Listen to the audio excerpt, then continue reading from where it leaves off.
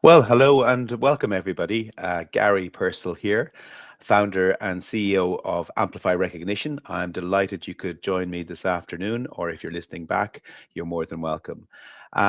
So just a very, very quick word about us, who we are. Uh, I run Amplify, which is a company that helps engage and energize your people to improve culture, increase retention, and boost productivity, while reducing HR, admin, and ensuring budget and tax compliance. So we are specialists in the whole area of employee recognition, engagement, incentives, rewards, that whole area. So if you like the sound of that, or if you have any requirements for more information, please just DM me here on LinkedIn and I'll be delighted to tell you more. Enough about that. Today, we're going to cover a very important topic, hybrid working, and in particular, hybrid working in relation to retention. We're going to talk about three things, or we're going to break this up into three different parts, I should say.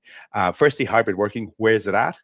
I'm going to discuss what the latest trends are, where it's settling down, what's happening in that whole world of hybrid working. Secondly, we're going to look at hybrid working and the whole issue of retention in today's working environment. And then we're going to look at the meat of today's discussion, which is three strategies to maximize retention in hybrid working. So I hope you will enjoy and get some useful information about what we're going to go through today. So part one, where is hybrid working at the moment? And things have sort of settled down in the whole world of hybrid working is the best way I can describe it. In Ireland, around about 45% of all employees enjoy hybrid working roles. In the UK, it's slightly less. But most companies have now sort of put hybrid working in place where they can for the roles that they can. And obviously, employee expectation is that, for the most part, hybrid working is the way of work from here on in. Now, there are some changes happening, but generally things have sort of settled down a bit. We do a HR trends report every year. We survey HR leaders and professionals across lots of different sectors in Ireland and in the UK. And what we found this year is that for hybrid and remote working, that the number of days in the office has sort of started to move towards 3 days in the office as being the most dominant hybrid model, away from sort of two, and that you could work 2 days remotely, sorry, and 3 days in the office. And that has sort of changed from 3 days working remotely and 2 days in the office. That's the dominant one. That's not to say that there aren't companies that do more than that, to do 4 days remote and only 1 day in the office, and 2 days in the office, 3 days remote. Those models are still out there, so prevalent. But are moving, or companies are moving more towards 2 days a week is what you work remotely, 3 days a week is what you work in the office. Now, but hybrid working as a concept is being used by 70% plus of companies, and like I said, 45% plus of employees in Ireland. And the fully remote work has fallen off quite a bit. Fully remote vacancies, fully remote roles, they do exist, but they're very much in the niche. And so what we're seeing really overall is that the whole work environment is majority now powered with some sort of hybrid work. And what challenges does that throw up? What opportunities does that throw up? How does that impact on retention in particular? So that's where things are at the moment. Looking specifically then at hybrid working and retention, there's been a lot of talk about return to work and return to work policies. But there is also a huge demand out there for from employees for remote working. 51% of employees have said that they would job hunt if they were required to work more in office. Now, as you know, in the last 12 months, there's been a lot of return to office mandates implemented more robustly by mainly larger companies to encourage and even in some cases force employees to come back into the office. Now, they are still, for the majority, not 5 days a week back in the office. It's still 2 or 3 days a week, but there has been quite a bit of resistance to it. But the other thing that's happened is that the cost of living increases that we've seen have meant that the for the first time in a long time in our surveys, pay is now trumping work-life balance as the main retention factor and the main recruitment factor for employees, because employees are feeling the pinch, and therefore the biggest concern out there is pay, is take home pay, it's costs, it's income. And so where does that leave where does that leave work-life balance? Where does that leave hybrid working?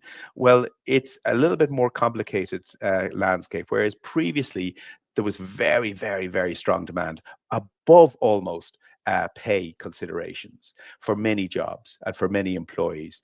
Having the ability to work remotely was number one. Now it's pay closely followed by the ability to work remotely. So what does that mean in reality? Well, people are more inclined to join and to stay with companies with better hybrid working policies, all else being equal. However, due to the cost of living, pay is now slightly more important for people. So if you're an employee and you're thinking of leaving your company, if it has uh, poor hybrid working policies, for example, and you can get paid more elsewhere and get a better work-life balance in terms of hybrid working. That's very attractive. It's very attractive to leave a company like that. However, if you are getting paid a reasonable amount of money, you're happy with, and there's good hybrid working policies in the company, and you're happy with that, you're less inclined to leave.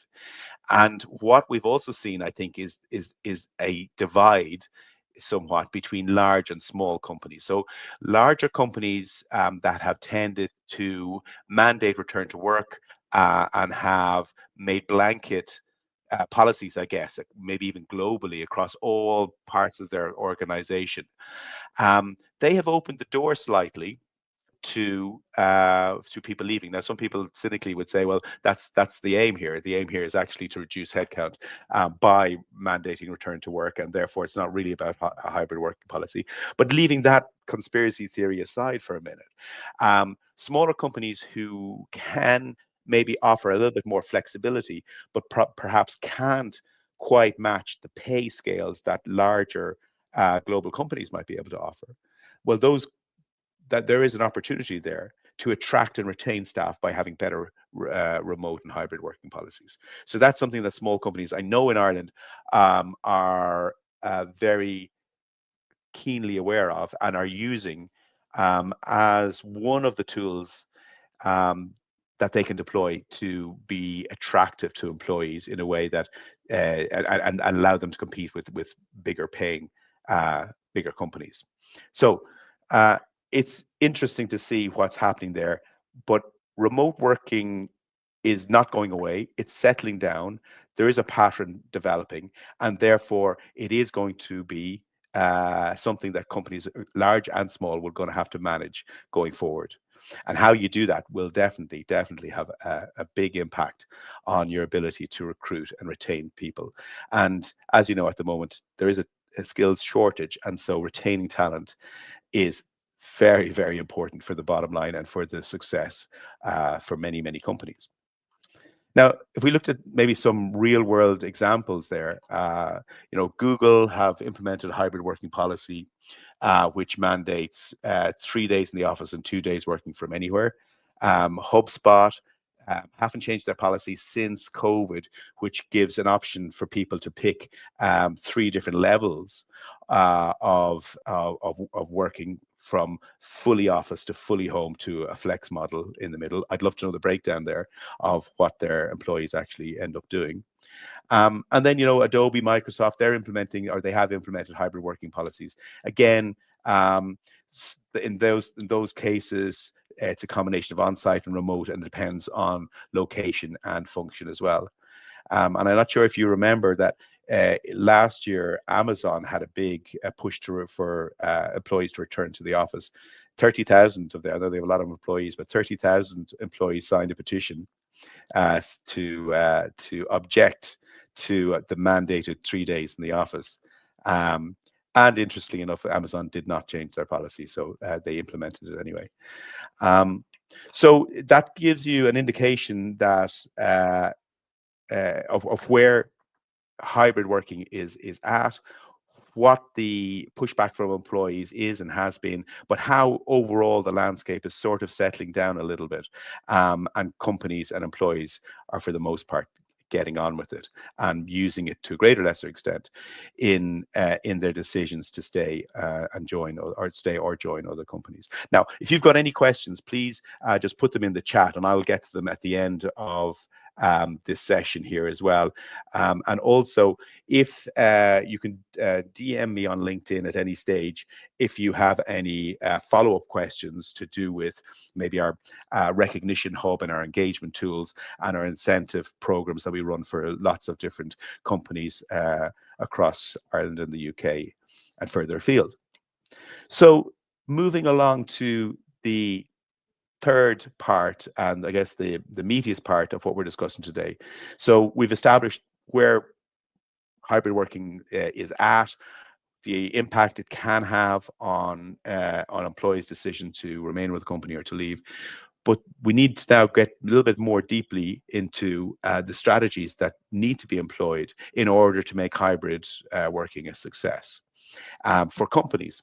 And I've picked out three.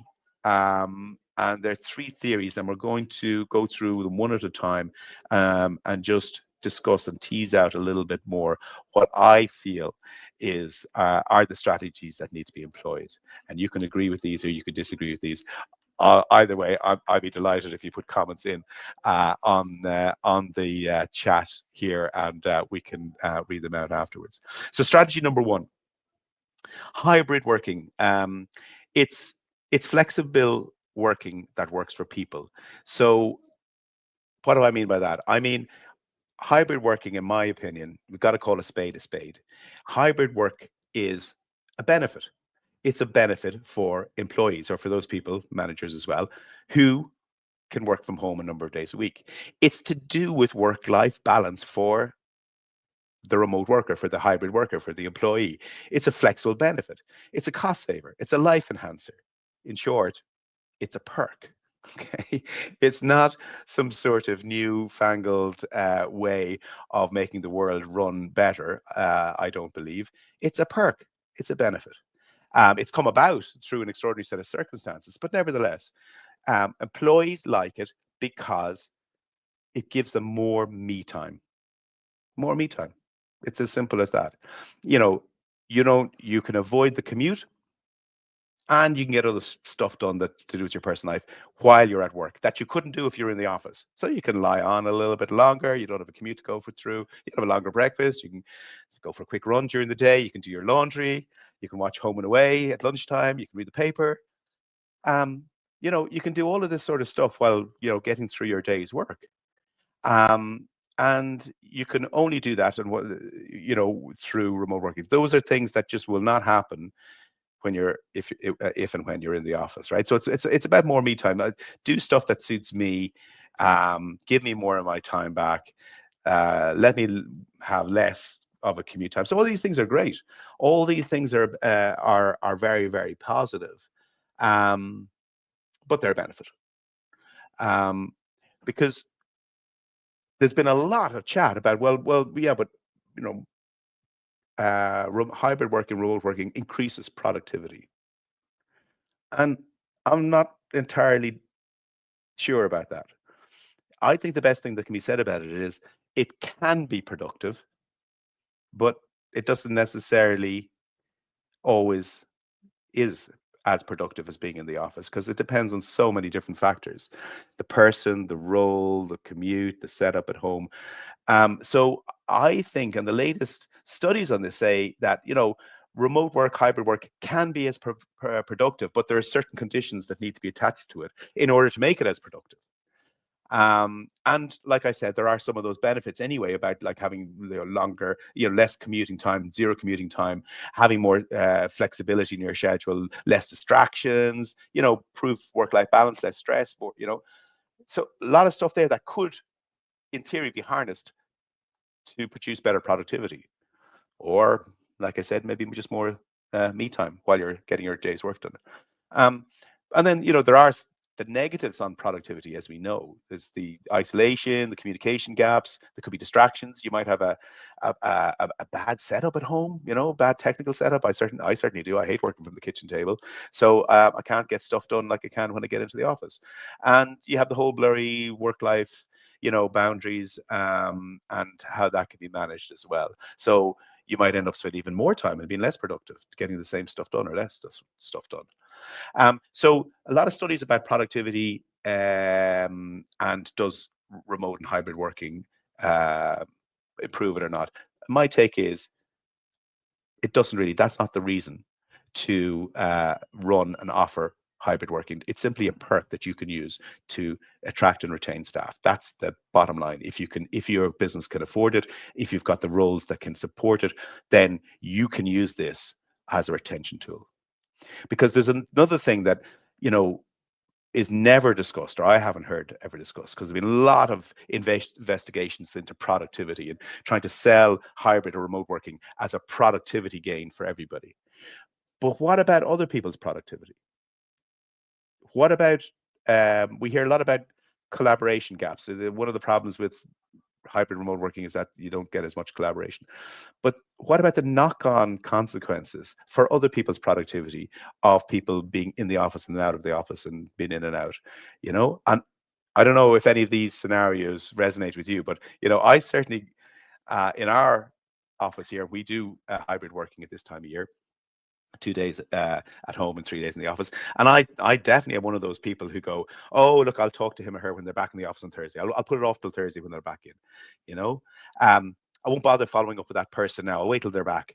Oh, I need to talk to someone, but I'm going to have to schedule a meeting to do it. Oh, will I bother?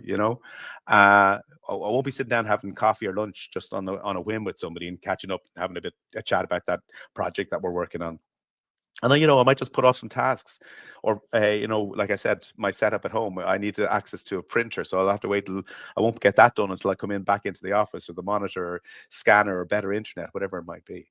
So there are knock-on consequences. And overall, maybe I'm as productive at home because of the type of role and type of person I am and the type of tasks I've got to do. But maybe I'm actually making it less productive for other people. That's my point. And the other thing to say is, around absenteeism. Absenteeism surely should be improved with people working from home, right? Because even if you're feeling a little bit of a sniffle, you can work from home more maybe than coming into the office. And yet again, that hasn't proved decisively to be the case either. So yes, there is, you would imagine, in theory, a lot of positives for people, not to be sick as much if they can just work from home and in isolation and not spread illness, etc., etc. But on the other hand, mental health issues and isolation and working from home has also thrown up other absenteeism issues. And all I can tell you is from our company, absenteeism certainly has not gone down or does not go down during the months where we offer hybrid working, as opposed to the end of the year where it's all hands on deck. So I think, and this is how we look at it, hybrid working is a perk. It's something that if we don't do, employees will be less attracted to join our company, will also be less motivated to stay with us. And so, as in a competitive environment like we have, we want to tick that box. Well, more than that, we want to compete in the hybrid working benefit space for our employees. But it is costing the company. That's okay. We can afford it. within the mix of all the other benefits that that a company offers employees. But looking at it as a perk means that we can accept that we're going to have a little bit of productivity loss, perhaps, or a few disadvantages to it. But overall, the benefit of keeping staff and keeping people happy and motivated outweighs that. That's the judgment, and that's the strategy that we employ. Maybe other companies look at it differently. I don't know, but I think that's a good way to look at it. So that's strategy number one. Look at hybrid working as a perk. Number two, the growing pressure on managers to foster connection. So we spoke a little bit about, like, how does it affect other people in the organization, the hybrid working policy that your company employs. And I think one of the definite things I've experienced personally and I've seen is that it makes the job of managing people more difficult when they are working remotely or working in a hybrid environment. Why is that? It's because they're not just sitting around you and making it easy for you to communicate, to give direction, to manage performance, to have visibility, to have meetings. It makes your life as a manager that bit more difficult.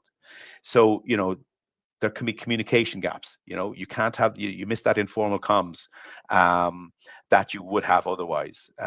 Standing in the corridor or on the way into work having a coffee, it can lead to misunderstandings because a lot of things now get then sent by chat or email or other types of written communication rather than just a quick chat where you can have an over and back and look somebody in the eye. And previously, people manager was all about people. It was all about having people in front of you, have people around you. It can make performance management a little bit trickier as well, because again, you want to be sitting down with people on a regular basis and having a chat about how they're getting on. And also there's a thing, performance visibility. You're not seeing as much of people. So are you seeing the performance that they're actually putting in, or the results they're actually achieving as much? Are you as aware of it? Is there proximity bias? The people you see more of, do you think they're doing more of a job than the other people? And then there's a whole team cohesion. And then there's also your productivity as a manager, right? So, you're going to have to organize more online meetings. You're going to have more follow-ups with people.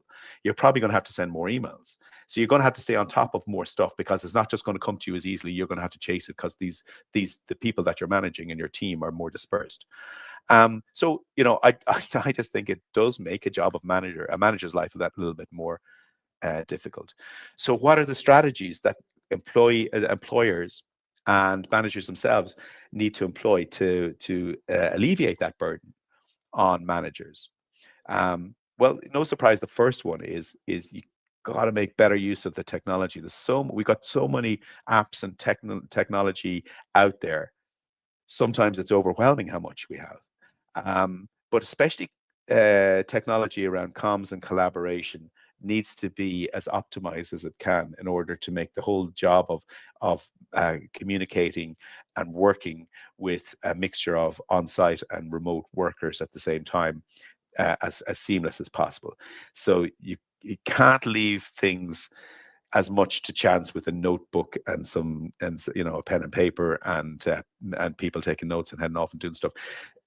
There has to be better use of systems and better training on those systems in order to make things happen, and not just to make them happen, but to make sure that they happen. Because as my old manager trainer back in United Parcel Service back in the 90s used to say, he was German, so excuse the German, but Vertrauen is good, Controller is better. Which means trust is good, but control is better. And that was the philosophy they used to teach us trainee managers back in the day. I'm not quite as bad as that anymore, but I do think that you need to have technology which all enables things to happen, but also enables you to see what's happening as well as a manager. And in this company, we rely very, very heavily on our CRM system, but we also rely quite a lot on simple project management tools like Basecamp to collaborate and get things done. And these are systems that we'd never really relied on until before, as much anyway, before COVID. We certainly couldn't live without them now. So more structured comms is the second strategy in helping managers. So you just can't leave comms as much to chance anymore. The company needs to come up with policies and processes and regular, structured town halls and on-site events, social events, and maybe even encourage or enable micro events like virtual coffees. More effort is going to have to be put in to supporting managers in having the company communicate better, because again, you can't just assume that everything will trickle down from above, because there's just going to be those communication gaps that are going to mean that your message is not dispersed as quickly or as effectively as it would have been maybe when everybody was just right there on site. Um, I think thirdly, formal company remote working policies, obviously, because there has been up to now the quiet remote workers, or the managers who've let some workers do one thing and other workers do other team members do other stuff, and that works in the short term perhaps, but in the longer term, unfairness to do with remote working policies is going to undermine anybody's efforts to have cohesion and to have a fully working and integrated team. So remote working policies need to be sort of uh, set at a higher level, and also need to be enforced evenly and fairly across the organization, and that take it out of the hands of managers to come up with their own side agreements with some workers over others. Or if you want that to happen, then that needs to be spelled out as part of the policy, so that it's not something that managers are going to have to figure out and get wrong and take shortcuts on themselves. It's going to have to be something that's actually organized and approved and agreed for the better of everyone, if this is going to work effectively for managers. And then finally, the whole area of performance management is tricky anyway. Performance management is one of the most emotive things that any manager can do. And when we have young managers and we're training them up, it's the thing that they find most difficult, because it sometimes involves negative conversations. Now, you put that in also with the whole issue of not having people there all the time and having to communicate with them in a slightly different way. What's actually needed in performance management is really clear output goals for employees, and more scheduled one-to-ones. And that can sound okay. Well, yeah, that makes sense, but that's not easy to do. And managers and maybe companies need to, I guess, up the game a little bit in making it easier to have those clear output goals that people can be held accountable to. And a lot more effort is going to have to be put into it. And a lot more time spent on getting those goals right for employees than maybe was previously the case, because it's going to be more difficult to manage performance in a hybrid working environment. So overall, I think that hybrid working has great benefits, like I said, in terms of retention tool and retention attractiveness. It does put, though, more pressure on managers, and so what managers and companies need to do is a change and adapt and improve certain aspects of how the company is organized, in order for it not to become too much of a burden for managers, and to allow managers to again be able to effectively manage people, but not by not having them in front of them all the time. So it needs focus. It needs a little bit more attention than was previously the case. So that's two strategies in terms of flexible, looking at hybrid working as a perk, and supporting managers more in terms of being able to implement and manage hybrid workers. The final strategy I'm going to talk about today is the role of recognition in supporting hybrid engagement and visibility. Now, there's two main areas that employee recognition can help with when it comes to hybrid working. One is employee engagement, and the other one is company culture. So if we look at engagement for a minute, so engagement very simply is the discretionary effort, or the willingness of workers to give discretionary effort to their job and their task, which is really important. But even more so if you're working in a hybrid way, and you're not always there to show the discretionary effort, or even maybe to put in the discretionary effort. So you if you as a company can boost engagement in a hybrid working environment, you'll make the whole company run better, but also the whole hybrid working experience much more productive for everybody. And in terms of attrition, companies with higher employee engagement experience a significant, and I mean about 40% lower staff turnover than those with lower engagement.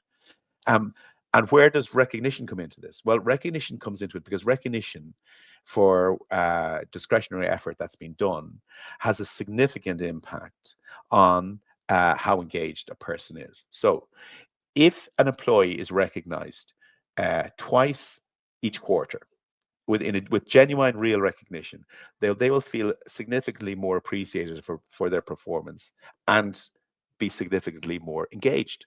So a recognition program that doesn't just maybe give a reward once a year, once every 6 months, but is aiming to constantly provide positive enforcement of good work that's been done and acknowledgement of that work, whether the person is sitting in the office or remotely. That is a really great way to keep workers engaged. It also shows that managers and the company are on top of the work that's been performed, whether it's been done in front of their eyes or not. So recognition can do that, but recognition to do it well, to do that effectively, needs to be done in a hybrid environment using a recognition platform, because otherwise it's too haphazard, it's too non-systematic, it's too hidden to be effective for what we're looking to do here, which is to boost engagement across uh, on-site and remote workers.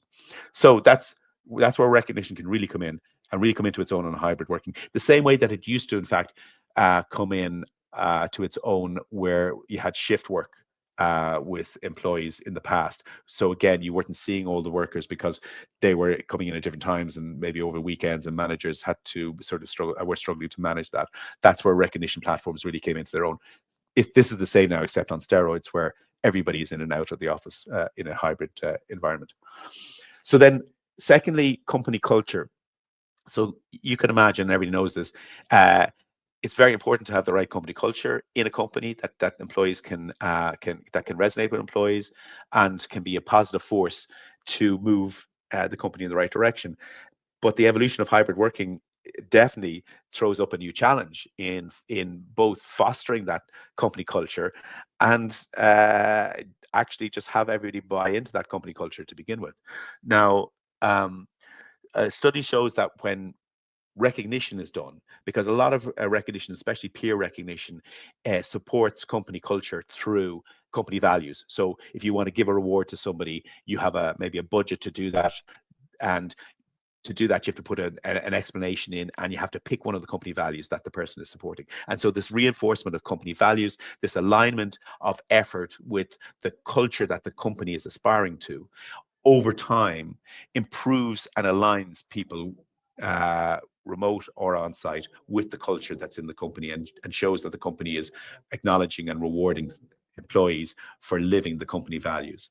And so that can be really powerful way of making sure that the culture is right. And again, if it's done on a platform, then it doesn't matter if you're on site or not. It's there, it's a record, it's visible for everyone to see. So a few examples of that would be American Express. So they wanted to support their hybrid working model, and they introduced a digital recognition platform enabling real-time peer-to-peer acknowledgements. And they reckon that initiative led to a 20% increase in employee engagement scores within 6 months. Similarly, DevPro, which is a global technology company, introduced a digital recognition platform to foster a culture of appreciation with its hybrid workforce. And their initiative led to 96% active participation across a very, very remote heavy set of workers. And when they measured it afterwards, the program resulted in 17% increase in the company's net promoter score among employees. So really powerful examples and results driven through the right use of technology and getting employee recognition to work really effectively in a hybrid working environment. So that's the what I wanted to talk about today. Just to very quickly recap, we talked about where hybrid working is at the moment, and it's basically here to stay. 2 to 3 days remote, 2 to 3 days in the office is more the norm. There are outliers on either side. That's true. In terms of retention of staff, uh, hybrid working can either be a factor to encourage or to discourage employee retention. It's important, if you can, to use your hybrid working policy as a retention tool. With retention comes challenges, and really those challenges need to be, I think, acknowledged, and then strategies deployed in your own company to counter those. So strategy number one is that it's a bit of it is a benefit for employees. They view it in that way. Companies should view it in that way, and if you can offer a benefit, you'll be more attractive as an employer. So you should do it. However, you should be cognizant of the fact that that benefit has a price, and the price, regardless of productivity, is more management is needed in order to make it work and work effectively. And so more support for managers and people managers in particular, better systems, more communication, better performance management is going to be needed in order to make hybrid working work for the managers that you have and not overburden them. And then finally, there are opportunities to use employee recognition systems to support culture and boost engagement in the hybrid work environment in a way that's more effective and more important now than it ever was before hybrid working became such a big thing. So that's my spiel for today. Thank you very much. I'll now take any questions that anybody wants to throw up, and I'll see if we can answer them. Got one here from David. How would you recommend balancing peer-to-peer recognition with manager-led recognition in a hybrid environment? Should one be prioritized over the other? So just as everybody knows, peer-to-peer recognition is where employees can nominate fellow team members for recognition. Manager-led recognition is more often where a manager just has a budget and give out a reward to somebody maybe on the spot.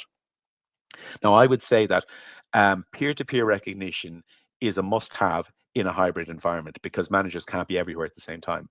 So you must have peer recognition if you're doing recognition properly today in a hybrid environment. However, you don't have to sacrifice one for the other, because the way certainly our platform works, and a lot of employee recognition platforms work, is that you can have peer recognition, you can have manager recognition, you can have different budgets set for both, and you can have social recognition that ties the two of them together, so everybody can see the rewards that are being given, be they from managers, be they from peers, be they high level rewards or simple thanks.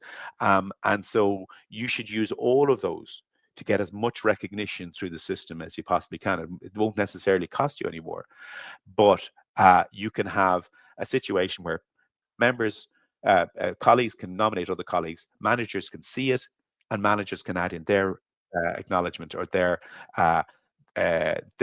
boost on top of the recognition that's already been generated by team members. And so you can really get a great 360 recognition culture going in your company very, very quickly with the right system. Mandy asks, in your experience, what's the biggest mistake companies make when trying to build a culture of recognition for hybrid teams? And so I would say that the two mistakes that they make is one, making recognition too complicated and sometimes too slow, especially where in approvals, or where they're trying to make it comply with different tax regulations in different countries. It can be, or just trying to take in too much performance on top of performance criteria, as well as peer recognition that supports culture and engagement. Just makes the whole thing complicated and slow moving. You don't want that. You want something quick and easy and effective. So don't make it too complicated, and also make sure you use social recognition. I still can't believe in this day and age that companies do recognition but don't allow it to be transparent and don't broadcast it enough to employees, because the whole point of recognition is that people get acknowledged. for good work that they do, and that everyone else, and that it's fair and transparent, so that other people can also see and add their acknowledgement to good work that's been done, and also get it maybe set an example of what good work looks like in an organization. Thus, growing a common culture.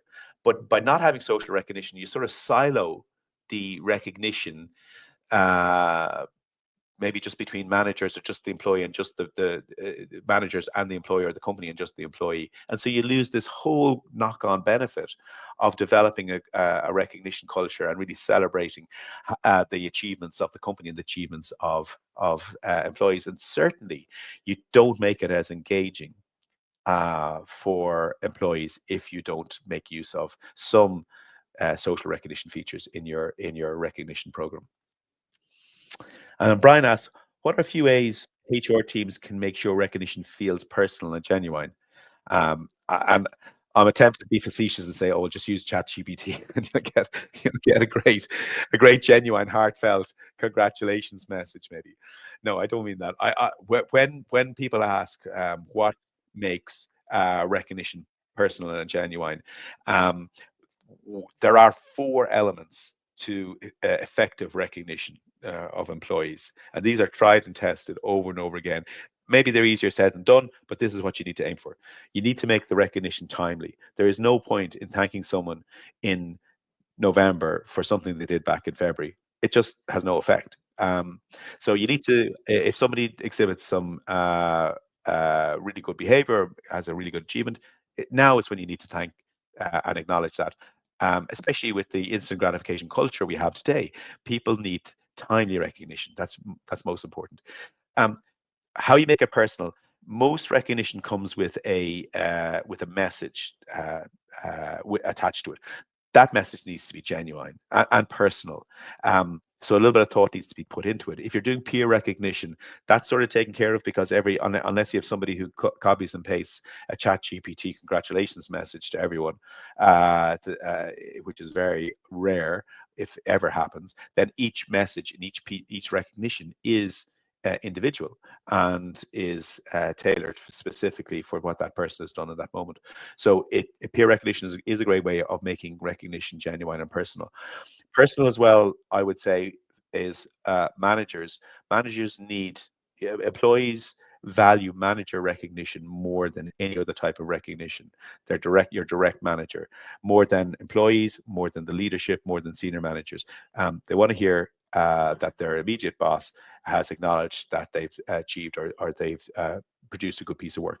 So whether that recognition is coming originally from a team member using peer recognition, or from the manager themselves, the manager recognition needs to add in a personal touch, and a genuine message from their boss to say, yes, they've seen, they've done that, they agree that that's a great achievement, or a great piece of work. And then finally, effective recognition really thrives on being equitable.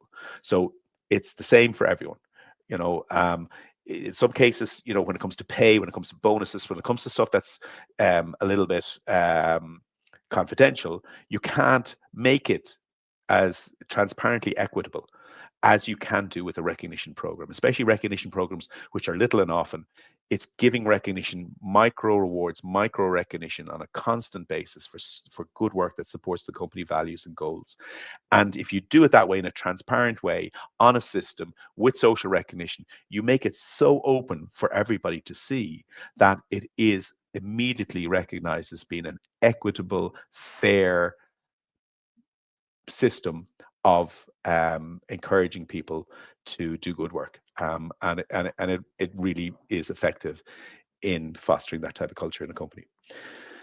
So I think they're the questions for today. I'd like to thank everyone yet again for coming on and spending time listening to me go on about hybrid working. I hope you got something out of it. I hope at least one or two of the points that we raised today resonates with you. I'd love to hear your opinions. Please DM me.